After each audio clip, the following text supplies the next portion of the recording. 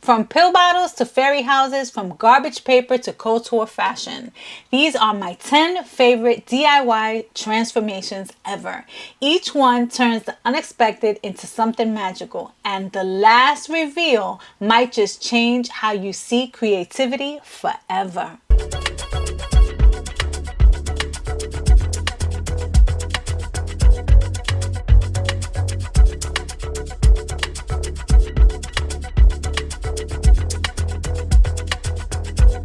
Pill bottle upcycle. I never knew what to do with these, but I always figured I would keep them because one day I was gonna have that aha moment. And guys, boy, did I.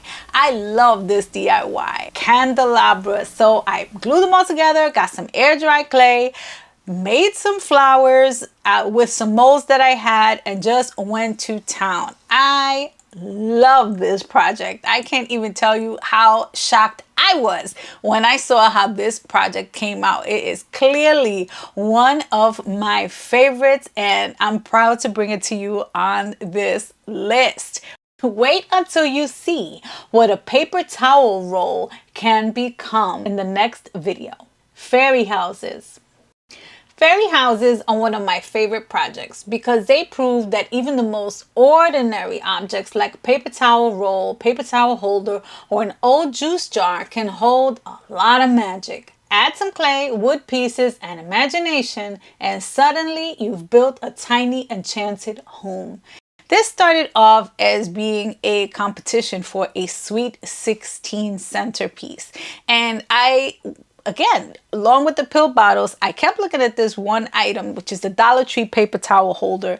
And I wanted to do something creative, but I never ever got that aha moment. So here I was. And then I said, okay, I know what I'm going to do with it. And away we went. So I had these jars and I said, I think that this could be really, really pretty, especially when we put lights in them.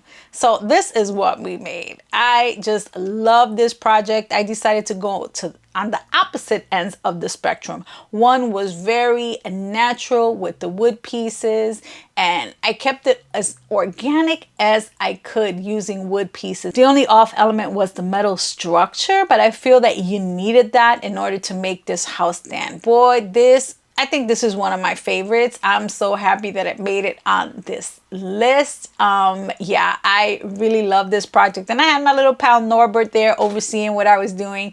And it was just a whole lot of fun. I love working with wood. The possibilities are endless working with wood. I live in the woods myself, so I get a lot of inspiration from natural things. Soft spot, and I love to create items that have this working medium. So here it is, almost finished, and it just kept getting better. I just kept adding details and details as I turned it around, and I just love the way that this came out. I was torn between whether I was going to paint it, and then I decided against it.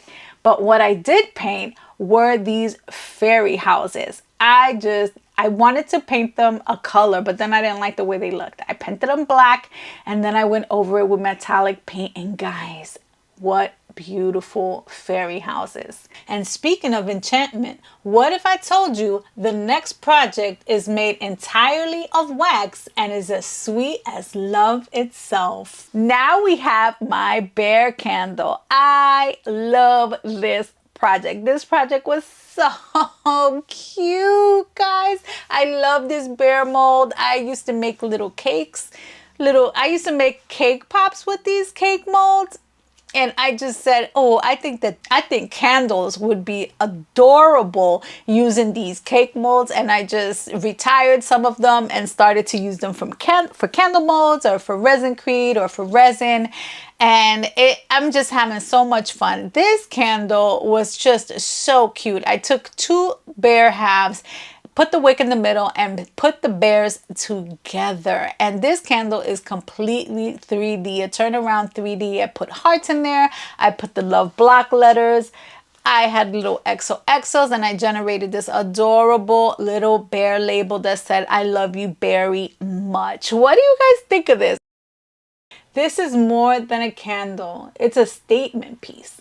But if you think this little bear is special, just wait until you meet a doll made of branches from my own backyard, the tree doll. Upcycle DIY. This guy came about a challenge. I was challenged to go into Home Goods and look at something that I can recreate. Well, I started to do it. I started to recreate a tree.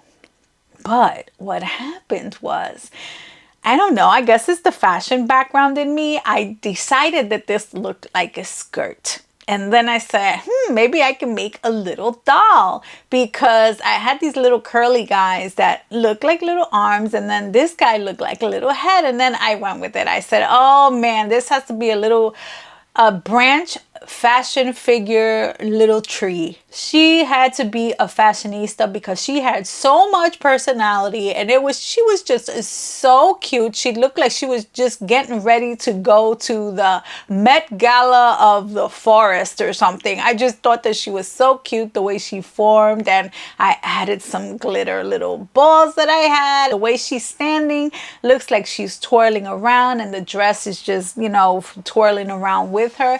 And I just love the way this little princess came out. What do you guys think of this adorable little rustic fashion branch doll? Mind you, she was supposed to be a tree, but nope, we made her something else. I love her. As you can see the smile on my face, I was just so proud of her.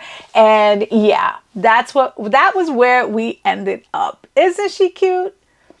But I couldn't stop there. Next, I gave new life to a plain cardboard gift box, turned it into a bridal treasure chest. This Dollar Tree gift box became a something blue bridal trunk. I made a junk journal with a resin-crete cover and some blue ephemera that I had printed out. I just love the way this all came out. This would be a very beautiful gift for a bride, in line with the poem Something Old, Something Blue, Something Borrowed, Something Blue, and a sixpence in her shoe. In our case, I put a penny in the little heart to signify, you know, to be ready for the penny, for her to place the penny in her shoe. So what do you guys think about this? I decided that I was going to put all of those elements into this gorgeous box. And while this may be fit for a bride, wait until you see what junk mail and old flowers become. The next one I really wanted to get into. I have so much junk mail, guys. It is ridiculous. So I decided to go ahead and make some paper. So I shredded up some paper. I made the paper mixture and I put it in my water. I went ahead and I got those little trays from Amazon. I had some dried flowers that were laying around that I didn't want to throw away, and I just threw it all in there. Guys, when I tell you, this paper is so beautiful.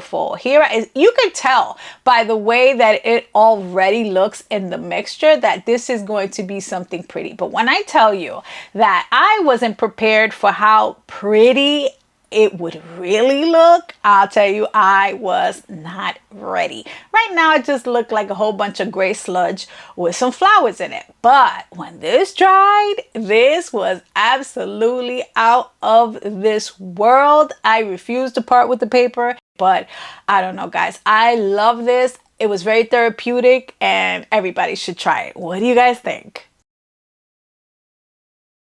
The next DIY is fit for flowers. 5 of them, in fact. Reused pillar candle jars. So what do we do with those used Dollar Tree candles that sometimes we use to melt down? I didn't want to throw them away. I then played around with some pour techniques, and oh, how satisfying does this look when this paint is just going down the sides? It's just so satisfying and so pretty. This is how it looks. And then I got some Dollar Tree peel and stick and decided to go ahead and put it on top. I thought that this was really different. I thought it was really pretty. I said, oh, let me try it. Let me see. You know, the worst that can happen is that it's a failed DIY. The more that I did it, the more I fell in love with it. And then I covered it with Mod Podge and liquid varnish. I went ahead and I put some rose gold leaf on it just to accent it before I put the varnish on it, and topped it off with some gold metallic along the rim. Guys, when I tell you this is so beautiful, nobody would ever detect that this this started off being empty candle jars that we would throw away, and I filled it up with some flowers and some beautiful holiday branches, and I just thought that this was beautiful.